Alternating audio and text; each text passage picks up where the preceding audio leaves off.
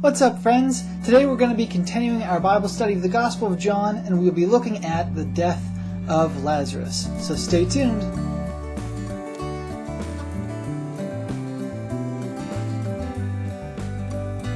Guys, if this is your first time here, I just want to personally welcome you to the HomeGrown Ministries YouTube channel. I'm DJ, and on this channel I strive to provide wisdom and encouragement to strengthen your walk of faith. So if you like what you see here today, please make sure you hit that subscribe button down below so you don't miss any content in the future. I'm very excited about today's passage that we're going to be looking at. There's a lot of cool things that are going on, even some new things that I learned while doing my research for this Bible study today. So without further ado, let's dive into the Gospel. Again, as always, I'll be reading from the NIV version. I'm going to put the words on the screen for your convenience. But if you want to read from a different translation, by all means do so. If you don't want to listen to me read to you, skip about 1.5 minutes ahead this time and we'll catch you on the discussion side. Now a man named Lazarus was sick. He was from Bethany, the village of Mary and her sister Martha. This Mary, whose brother Lazarus now lay sick, was the same one who poured perfume on the Lord and wiped his feet with her hair. So the sisters sent word to Jesus, "Lord, the one you love is sick." When he heard this, Jesus said, "This sickness will not end in death. No, it is for God's glory, so that God's Son may be glorified through it." Now Jesus loved Martha and her sister and Lazarus. So when he heard that Lazarus was sick, he stayed where he was 2 more days. And then he said to his disciples, "Let us go back to Judea." "But Rabbi," they said, "a short while ago the Jews there tried to stone you, and yet you are going back?" Jesus answered, "Are there not 12 hours of daylight? Anyone who walks in the daytime will not stumble, for they see by this world's light.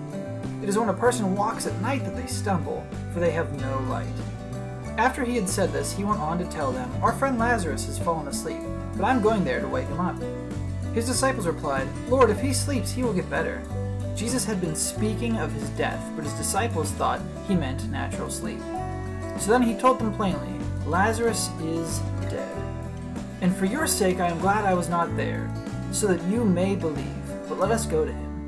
Then Thomas, also known as Didymus, said to the rest of his disciples, "Let us also go, that we may die with him." So the first thing that I want to point out in this passage is a question.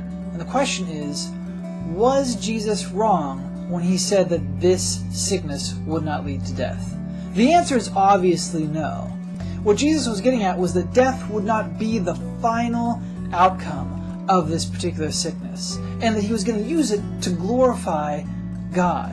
Now understand that the same can happen for you. You could be having or going through a sickness right now, but understand that God can use your sickness for His glory, and He might be doing so.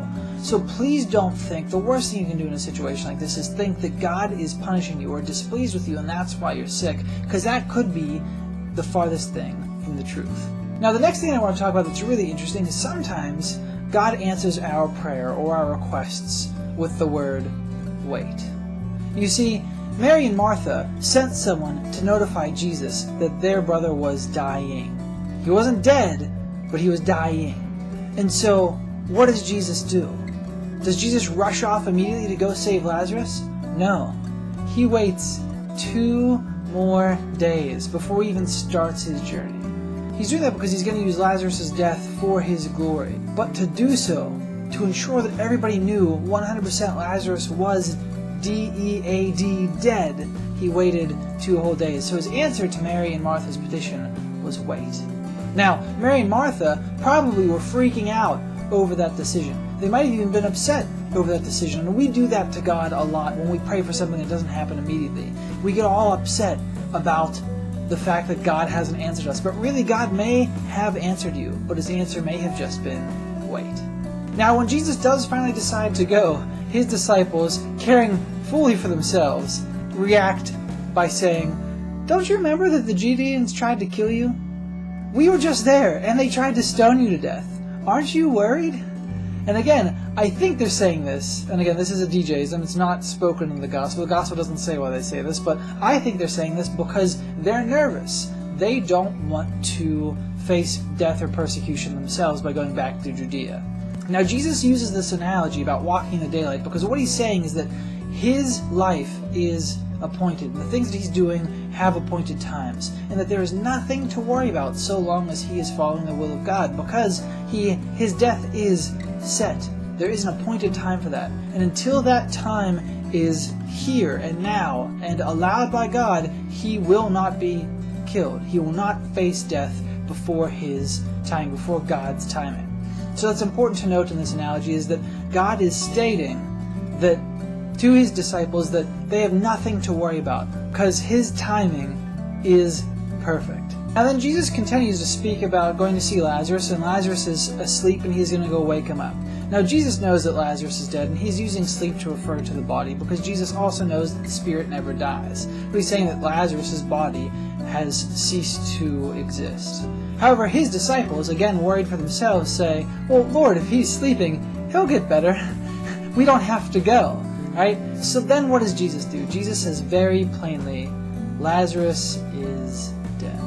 What's really cool about this part of the passage, and this is the thing that I learned, is that you realize when he says this, nobody questions him. See, Jesus spoke with all authority, and they had seen things before, so they know that when he makes a claim, he's right. So no one questions him, and I find that very cool that his disciples didn't question him, because I find myself in my own day questioning God with certain things, and yet his disciples didn't do that because he was here with them, and when he made a claim, they knew it to be true. Then Jesus says something strange. He said, I was glad that I wasn't there.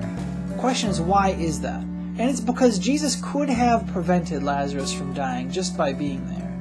But the miracle of resurrecting Lazarus was far more impactful to his disciples than the miracle of just keeping him alive. So Jesus is saying, to strengthen your faith, I waited, so that you can see God's power and glory through the miracle of Lazarus' resurrection. The last thing that I want to point out is Thomas's statement. Thomas says, let's go with him so that we may die with him.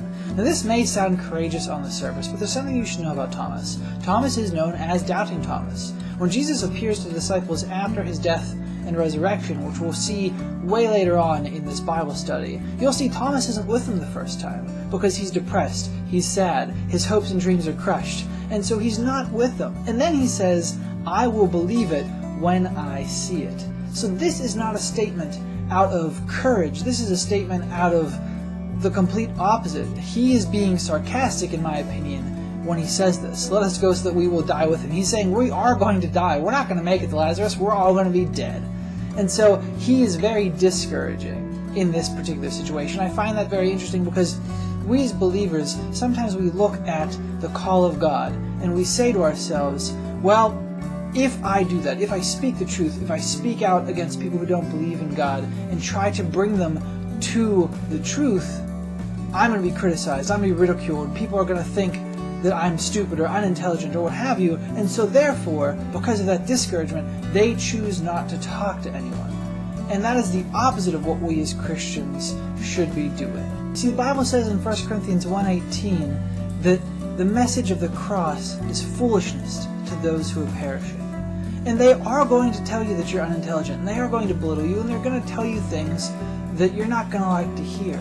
But you can't let that discouragement prevent you from talking to people about your faith and for sharing the truth in love with everyone that you have interactions with. So don't let your discouragement, your earthly discouragement, prevent you from sharing the gospel with those around you. In the next couple of Bible study videos, we'll get to see the power of the resurrection of Lazarus. So stay tuned, guys. I really am excited about the next couple messages. I hope that they really do encourage you. I hope that this message encouraged you. If you found something valuable from this message, please let me know in the comments below. I'd love to hear from you. And as always, please go out and be the light to the world, the salt to the earth, and encourage someone else today because the world desperately needs it. And as always, I'll see you in the next video. Bye-bye.